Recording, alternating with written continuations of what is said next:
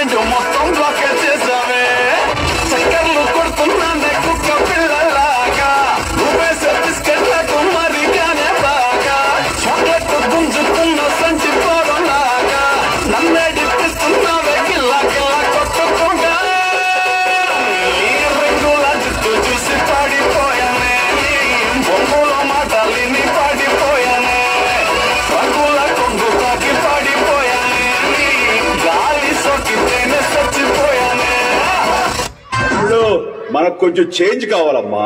దరువు మార్చి కొత్త సౌండ్ వేసుకోండి.